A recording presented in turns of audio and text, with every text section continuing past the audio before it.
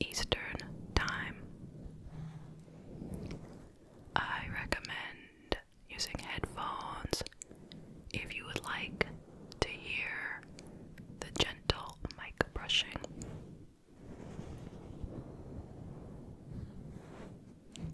Now, before we get to tonight's case, please make sure you are subscribed, and please leave it a like if you don't mind. Thank you very much. So tonight we are traveling on down to Florida. Shout out to all my friends in Florida. This case took place in 2022 in Jacksonville, Florida. It is the murder of Jared Bridegan. Okay, so let me give you some background info on Jared. He was born in 1988 in Warrensburg, Missouri, but he moved with his family down to Jacksonville, Florida. He and his family were Mormons. They followed the teachings of the LDS Church. Jared attended Utah Valley University, where he graduated with a bachelor's in digital media. He was said to be shy around strangers, but was a happy, loving, and helpful person. Over the years, he held multiple positions in digital media and ultimately would find a job working for Microsoft as a senior design manager.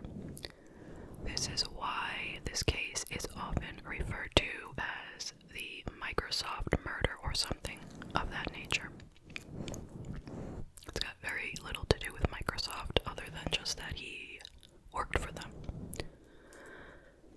So, anyway, in 2009, while Jared was living there in Florida, he met a woman named Shanna Gardner. She was from Utah, but was visiting somebody in Florida when they met. She was also from a devout Mormon family, and her parents were the owners of a very successful company called Stampin' Up. It was an arts and crafts company, and she flaunted her family's wealth to Jared, who seemed like he wasn't really that interested in her. But the more she told him about what her family's money could offer, the better she sounded, I guess. According to a friend, quote, "It was like she was saying, look what my lifestyle is like. I can fly you all over. My parents pay for everything." So they began a relationship. They moved to Utah and they got married. Her parents gave them money to buy a beautiful home. They both drove Mercedes. Neither one of them had a job.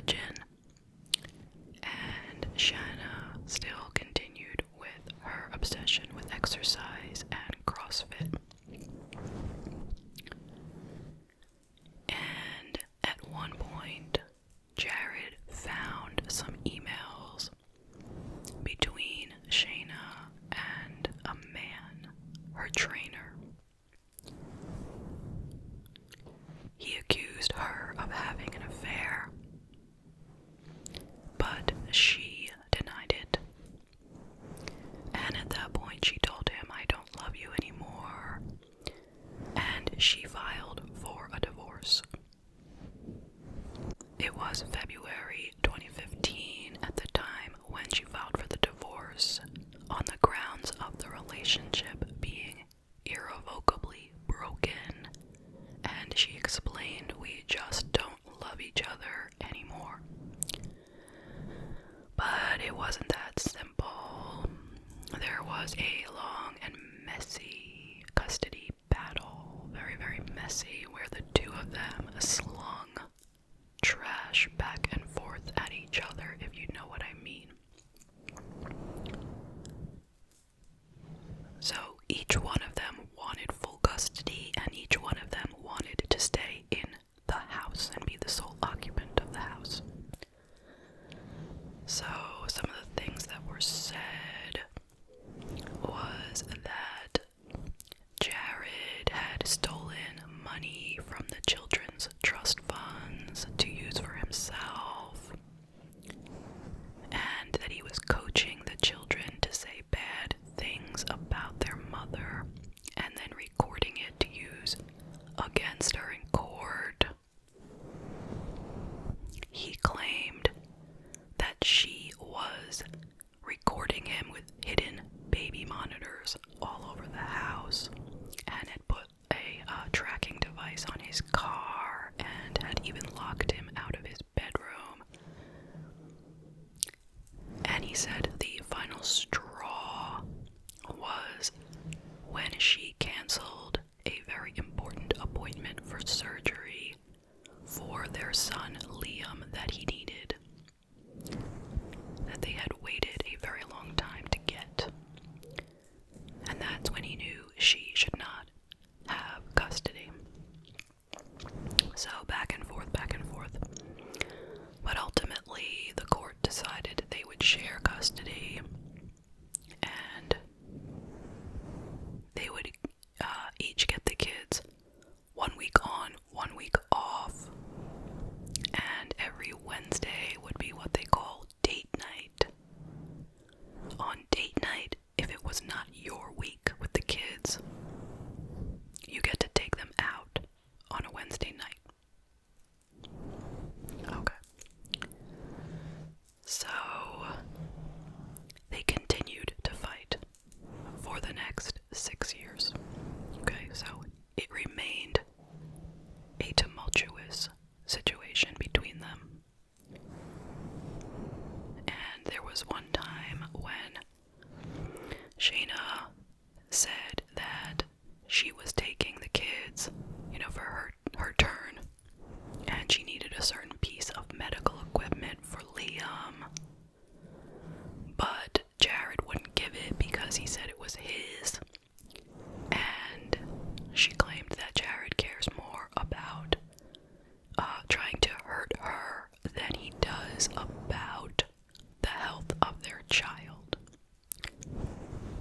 And that went to court, and they decided that piece of equipment would belong to Jared, and Jared would pay Shayna the amount of money that she had paid into the equipment originally. Because the story was he had paid for most of it, she had paid for a little bit of it, so he paid her back and it became his. Okay, problem solved, I guess. I don't know. So whatever, they continued to argue, you get the point. But anyway, life goes on. So Shayna met a new man. He was the maintenance man at her gym, and his name was Mario Fernandez. So they got married in 2018, but Jared was insisting that Mario not be allowed to stay overnight with the kids unless Shayna was home, and Shayna felt he was trying to make things very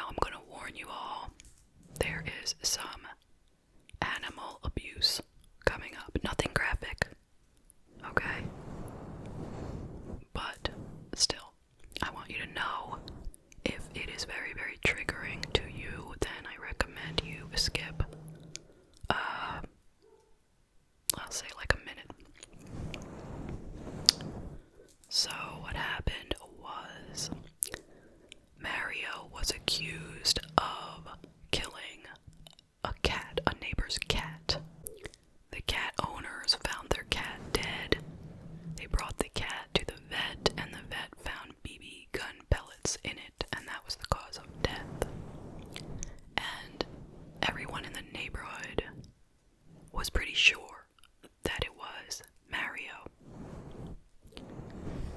Because, according to the neighbors, quote, Mario was always having run-ins with people who fed the local strays. He was always threatening to kill them, the cats, and he had a BB gun with a scope that he said he would use on them. So the police came around to talk to Mario, and according to the officer, quote, he stated that he was upset because there were people feeding stray cats. He said he had cats in his backyard and it was making his dog bark in the middle of the night. Fernandez also said he tried putting pepper on the fence as well as shooting the cats with a BB gun, end quote. So the officer told Mario that this would be considered animal cruelty. And Mario responded, quote, if it did not get better soon, he would take more extreme actions, end quote. And the police officer noted that Mario was acting very aggravated during the conversation. But nothing ever came of this. So it's all just alleged, okay? No charges ultimately came of it. Meanwhile, let's get back to Jared. He also met a new woman. Her name was Kristen, and they met on a dating app. She was actually from North Carolina, and they hit it off so well that she made her job remote and moved to Florida to be with him. She also worked for Microsoft. At this time, they were living in St. Augustine, Florida. They got married in 2017. They had 2 beautiful children.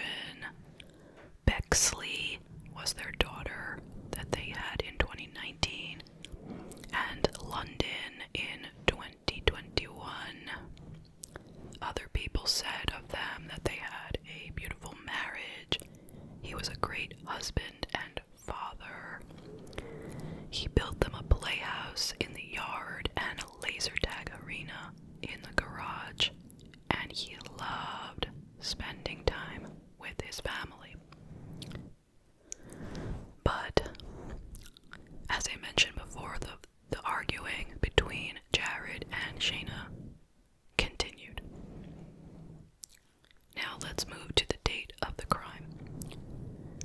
It was February 16th, 2022, and it was a Wednesday date night. So, Jared had taken out his 2 eldest kids, Liam and Abby, for the evening, and he was on his way to return them to Shayna's home. And he also brought with him his 2-year-old daughter,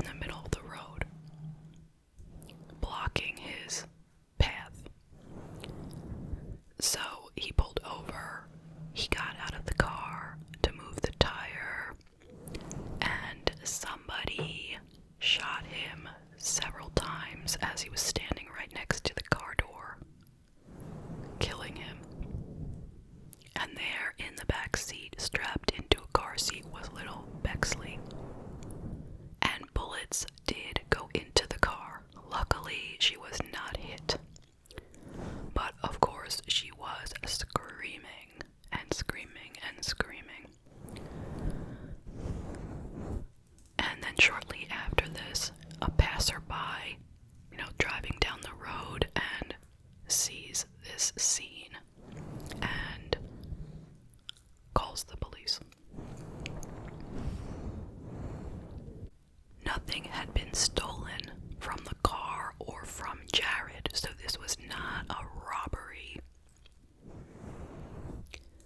The one piece of evidence that they did find was surveillance cameras, which had caught a blue Ford F-150 truck driving away. But the exact spot where the shooting happened was like a blackout zone, like a part where there was no surveillance, which seems a little bit like someone had researched it, maybe. But, they couldn't figure out who would have done this. But other than that footage, they had nothing. Meanwhile, of course, we're talking about a man with 4 young children and a wife who loves him. The twins at this time were 9 years old. And they have no idea they are at home, having had a nice evening with their father. They're dropped off. They don't know anything. So anyway, Christian asks Shayna if she can be there when Shayna tells her kids about Jared's murder, and she agrees. So, because, Kristen had been a big part of the lives of these twins, She was their stepmother. And they were close. So anyway, after telling them that their father was murdered, Shayna tells the kids, "You're gonna have a yes day tomorrow. Anything you want, it is yes. We're gonna do what you want tomorrow."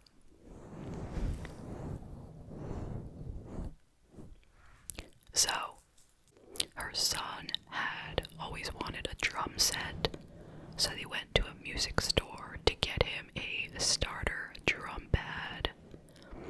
He and his sister explored the store, trying out guitars and other instruments, and a staffer explained to the mother how the drum pad works. They went out for lunch afterwards, even though nobody really felt like eating. So, of course, there was a funeral for Jared, but the twins did not attend this funeral. Their mother, Shayna, made a separate memorial a few weeks later for them. And the thing is, Kristen had specifically asked for the twins to come. She said she would come pick them up and drop them back off again afterwards.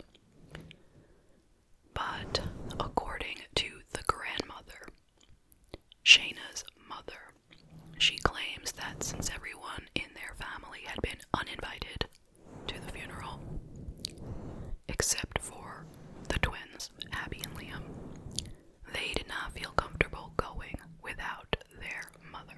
So that is why they did not go. Kristen stated it was very odd that just a couple days after the funeral, Shayna asked for the death certificate. We don't know exactly why, but anyway, Kristen thought it was a strange thing to ask for. Meanwhile, shortly after this, Shayna and Mario separated. Shayna took her kids and she moved up to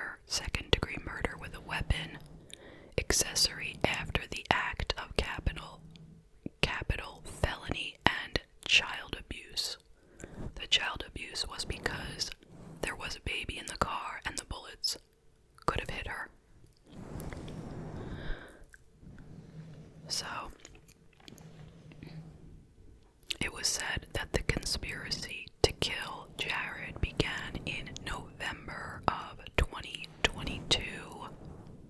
Henry Tenen reported that he became involved in the conspiracy over a month before the murder, in January of 2022. He pled guilty to second-degree murder with a weapon, and he agreed to testify against any accomplices in the crime, specifically Mario Fernandez. It turns out that Mario Fernandez managed a bunch of rental properties, and Henry lived in one of them. He was a tenant, and he also was a handyman sometimes for Mario. And Mario had apparently hired him to do the hit, allegedly. They found 3 checks had been written from Mario to Henry. They also found over 60 phone calls between the two. In March of 2023, Mario Fernandez, also referred to as Mario Fernandez Saldana, was arrested and charged with first-degree murder, conspiracy to commit murder, solicitation to commit a capital felony, and child abuse. He could face the death penalty. Court records don't show any previous legal history on his part, just a few traffic tickets. He has pled not guilty. He has been offered no plea deals, and his next court date is in May of 2023. Now, his wife, Shayna, has not been charged with anything at this point. But there is some sketchy stuff about her. Back in 2015, she went to a tattoo parlor for the first time ever to get a piercing in, how do I say this?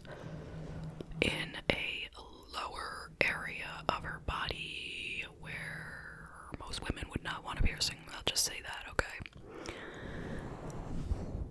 And anyway, she became friendly with the employee there, and they went out for dinner at the Flying Iguana restaurant.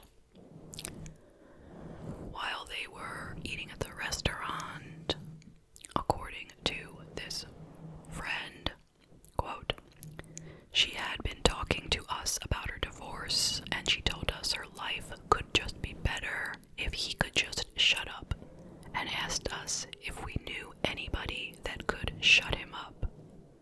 I did not take it at the time as anything nefarious.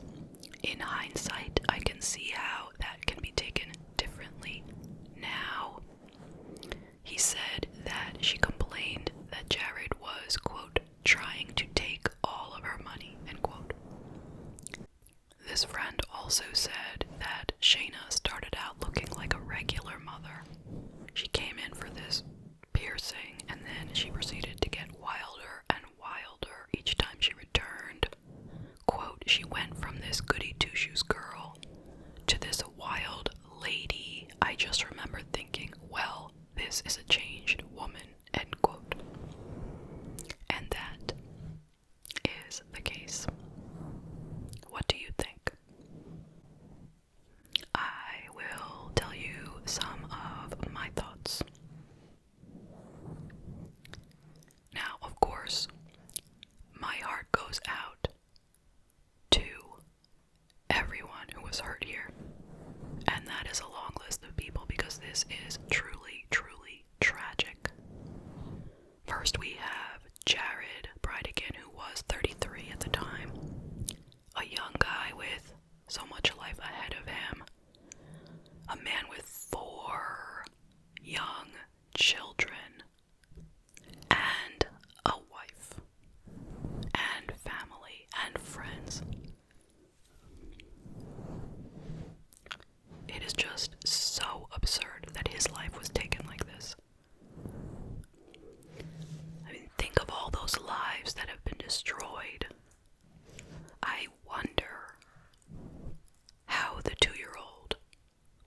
process this. I had read that she would bring up what she called the boom, B-O-O-M, to her mother. She wanted to talk about the boom. I mean, I would think, when you're 2, you don't remember anything, like looking back. Can you remember anything that happened when you were 2? No. But if it's something insanely tragic, you probably store it somewhere in your subconscious, I think. I really do. So anyway, even if she completely forgets it, which would be great, still, she is growing up without her father, and so are the other kids. The younger one, London, would never, would surely not remember any time of having her father around.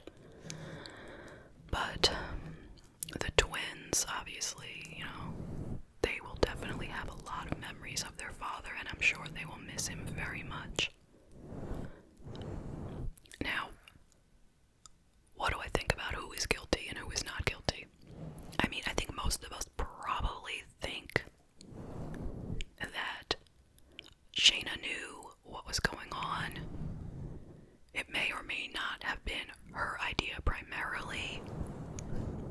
It could have been her and Mario wanted to do this, both wanted to do it equally, or maybe it was Mario who was more angry over something, or Shayna, but either way, she knew, I think. But she has not been charged, okay? She has not been charged with any crime. And Mario has not gone to trial, neither has Henry, so, there's that. Everyone is innocent until proven guilty. We know that. But, I mean, clearly what has gone on here is that Mario, either acting alone or with Shayna, wanted Jared killed, hired this guy Henry, because Henry wouldn't have any reason to do this if he wasn't getting paid for it,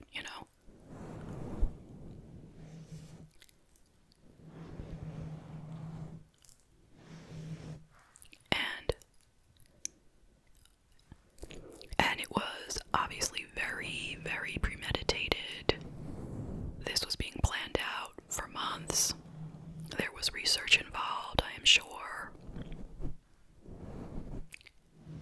And what do you all think of this yes day that Shayna planned for her children? Is that the right way to deal with the murder of the father of your children? Is that the best way to do it?